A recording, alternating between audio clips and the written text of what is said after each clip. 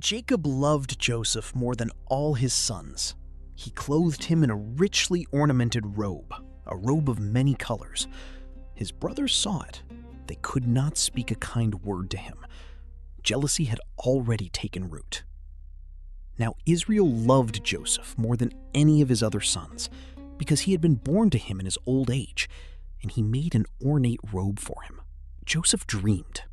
In his first dream, sheaves of grain bowed to his sheaf.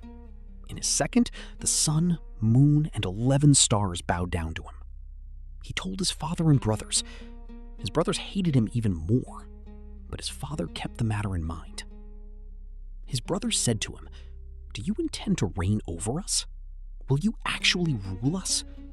And they hated him all the more because of his dream. His brothers saw him coming from a distance. Before he reached them, they plotted to kill him. Reuben intervened. "Throw him into a pit, but shed no blood." They stripped the robe from Joseph's back. They threw him into an empty cistern. Then they sat down to eat. When Ishmaelite traders passed by, Judah spoke, "Sell him. Do not kill him." For 20 pieces of silver, Joseph was sold. He was taken down to Egypt. So when Joseph came to his brothers, they stripped him of his robe, the ornate robe he was wearing, and they took him and threw him into the cistern. Genesis 37:34. Joseph was sold to Potiphar, an officer of Pharaoh. The Lord was with Joseph. Everything he touched prospered. Potiphar trusted him with his entire household. Then Potiphar's wife lied. Joseph was thrown into prison. Yet even in prison, the Lord was with him. The warden trusted Joseph with everything. The Lord was with Joseph so that he prospered, and he lived in the house of his Egyptian master. Genesis 39:2. Two of Pharaoh's officials were imprisoned with Joseph, the cupbearer and the baker. Both had dreams. Joseph interpreted them. The cupbearer would be restored. The baker would be executed. Both came true exactly as Joseph said. Joseph asked the cupbearer to remember him before Pharaoh. The cupbearer forgot.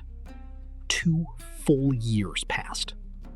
The chief cupbearer, however, did not remember Joseph. He forgot him. Genesis 40:23. Pharaoh dreamed. 7 fat cows devoured by 7 thin cows. 7 full heads of grain swallowed by 7 thin heads. No one in Egypt could interpret the dreams. Then the cupbearer remembered Joseph. Joseph was brought before Pharaoh. He did not take credit. God would give the answer. 7 years of abundance were coming to Egypt, followed by 7 years of devastating famine. Pharaoh must appoint a wise man to prepare. Pharaoh looked at Joseph and said, "There is no one as wise as you." Then Pharaoh said to Joseph, "Since God has made all this known to you, there is no one so discerning and wise as you." Genesis 41:39. Pharaoh placed his own signet ring on Joseph's finger. He dressed him in fine linen.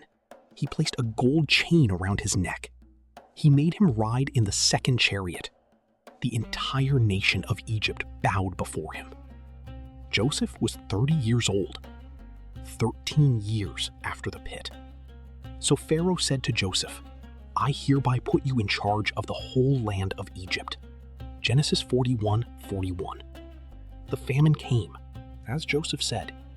His brothers traveled to Egypt in desperation. They stood before him and bowed. They did not recognize him. Joseph recognized them.